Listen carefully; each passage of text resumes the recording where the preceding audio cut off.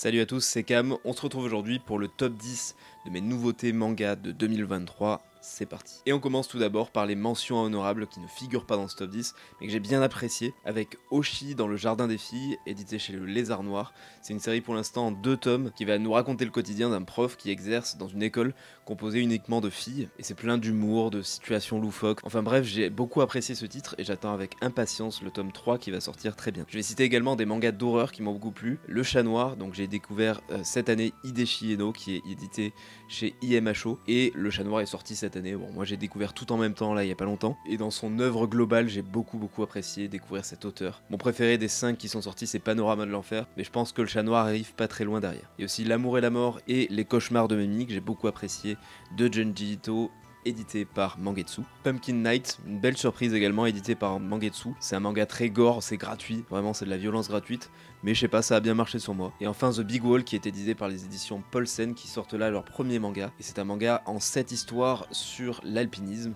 Et vous savez, c'est un thème que j'adore dans le manga. Et j'ai trouvé ça très efficace et j'ai beaucoup apprécié les dessins et le scénario. On rentre dans le vif du sujet maintenant avec la 10e place pour Holy Land. Actuellement 4 tomes sortis en France, c'est un manga de Kujimori, notamment l'auteur de Genesis et Suicide Island, notamment l'auteur aussi qui va reprendre, ou qui a déjà repris Berserk à la suite de la mort de Kentaro Miura. Holy Land, si je me trompe pas, c'est son premier manga, ça se voit un petit peu dans les dessins, on voit que c'est en dessous de Genesis, alors j'ai pas lu Suicide Island malheureusement encore, mais on voit qu'il en était un petit peu au balbutiement de son talent actuel pour les dessins, et j'aime beaucoup pour l'instant l'histoire de ce jeune homme qui se fait un petit peu victimiser à l'école, et qui va apprendre dans son coin en fait le combat de rue, donc en s'entraînant lui-même dans son coin avec beaucoup de théorie et assez peu de pratique puisqu'il s'entraîne tout seul en fait, sans personne. Et on va découvrir comment il devient petit à petit le chasseur de Yankees. Et ce que j'aime bien dans la façon de narrer de Kujimori, c'est qu'il nous explique plein de choses sans être chiant en fait. C'est-à-dire qu'on comprend un peu mieux comment fonctionne le combat de rue, mais c'est pas trop présent non plus. C'est-à-dire que ça va pas ennuyer le lecteur, ça va pas devenir un documentaire. C'est vraiment, il nous explique juste quelques coups et comment ça fonctionne. Et j'apprécie beaucoup ce style de narration. C'est aussi ce qu'il fait dans Genesis et c'est ce qui fait son charme pour moi. À la 9e place, j'ai pas pu départager entre 2 mangas français. Tout d'abord, Red Flower de Louis.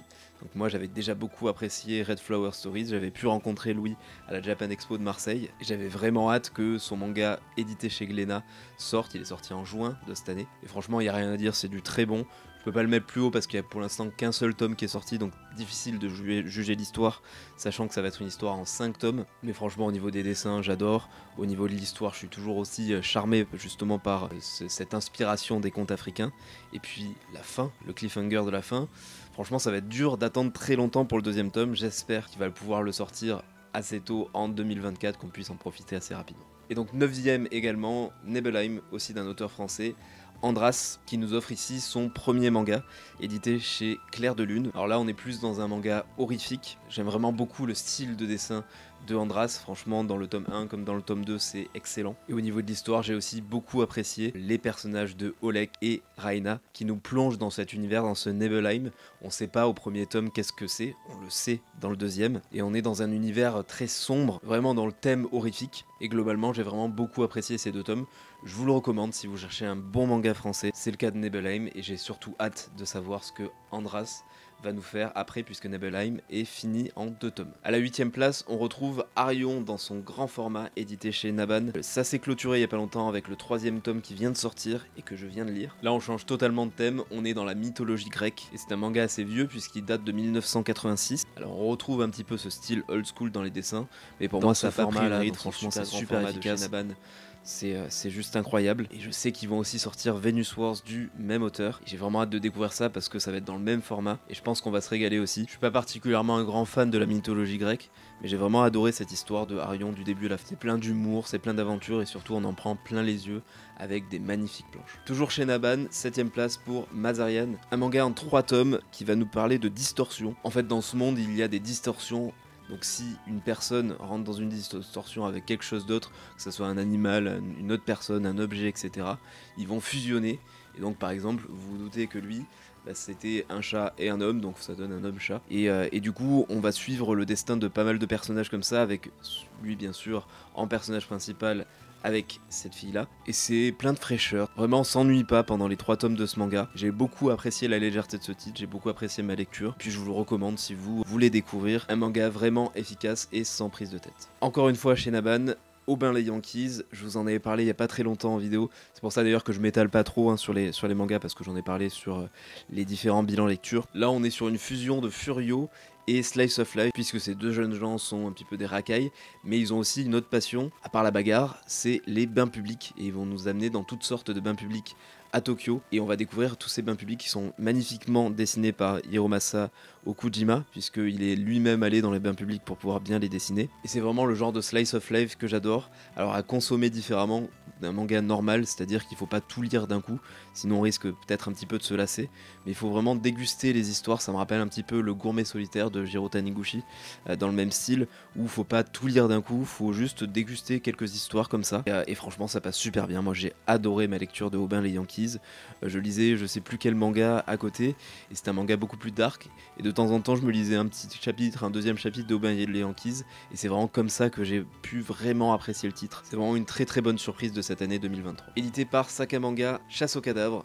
Ça m'a été recommandé par mon libraire, je comptais pas forcément l'acheter à la base. Alors le titre m'attirait quand même, et je me suis dit encore commencer une nouvelle série ça va être compliqué au niveau place chez moi, etc. Mais finalement j'ai suivi ses conseils et j'ai pas regretté. Pour l'instant il y a que 2 tomes qui sont sortis, je sais pas en combien de tomes sera la série, je crois qu'elle est toujours en cours au Japon. Mais en tout cas j'ai adoré suivre l'aventure de ces jeunes gens qui sont dans une sorte de thriller, puisqu'ils vont un peu remuer le passé sur un meurtre qui avait eu lieu quand ils étaient encore plus jeunes, et on va suivre justement cette enquête menée par des enfants, et on voit dans le tome 2 que c'est beaucoup plus dark que ça en a l'air. Donc vraiment vivement le tome 3 parce que ça va être dur d'attendre. 4ème place pour Bâillement de l'après-midi de Shinya Komatsu. Alors moi j'adore cet auteur, je sais que c'est assez spécial et que ça peut pas plaire à tout le monde.